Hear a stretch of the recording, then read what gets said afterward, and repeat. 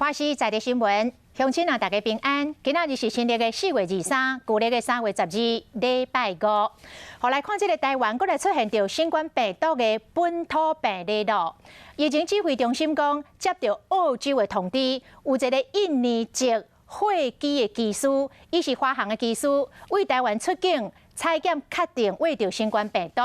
所以疾管署就采检迄位技师伫台湾的接触者。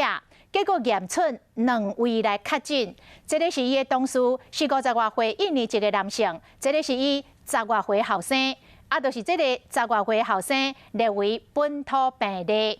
因为因3个人伫4月16号迄天，拢有去过台北市的清真寺来参加着活动，是毋是就是群聚的感染？爱个了解。 因为东港到台北的清真寺参加着活动的有400多人，指挥中心是来呼吁东港有参加活动者，应该爱自主健康管理，到4月30号，一旦有症状，都爱马上来通报。 那这名其实是印尼籍40多岁的男性的男性货机的机师，那4月20日执勤至澳洲时，那有自觉有喉咙痒的情况，那在当地验出COVID-19 的阳性。 那我们今天在采检相关的匡列者及采检，那其中2名接触者验出阳性，那今日确诊暗号分别是1090、1091。那1090是印尼籍10多岁的男性是该机师的同住家人。那近期没有出国史4月21日匡列为居家隔离接触者，那安排采检。那4月22日就有出现喉咙干、晕眩等症状，那今日确诊，那 CT 值是30。 那1091为印尼籍50多岁的男性，那是该名机师的同事。那4月4日到4月10日曾执勤到美国，那期间没有症状。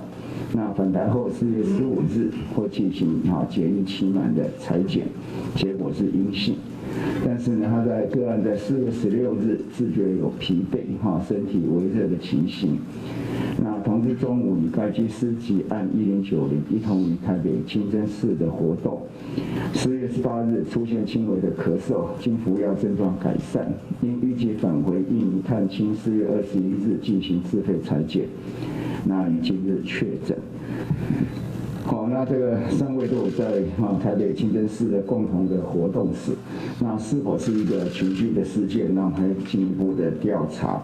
那个案发病前2日有自住院前到住院隔离前曾有公共场所的一个活动。那这位在澳洲被检验出来的机师，他的活动里面，我们要公布的是4月19号，他有在大园清真寺，有在大园清真寺。 那下午，那确定的时间我们还需要再查。然后另外在下午也是4点、16点也在全联、芦竹南竹店，有这样的一个非常短暂的一个活动1090基本上他是一个学生10几岁那因为他没有他在家里面线上上学他上的是他就在印尼相关印尼的课程，所以都在家里线上学习。那因为4月13号起也是一个斋戒月所以他们在外饮食等等都没有这样的一个行踪。 那至于按1091他们其实1091、1090跟这个澳洲的机师里面他们都有在4月16号在中午的时候12点到1点在台北清真寺有相关的一个聚会的活动。 另外，今仔日是来增加着2例境外输入的病例，分别为印度甲比利时来入境。台湾目前确诊的病例数1090例，11个人死亡。40多岁的男性的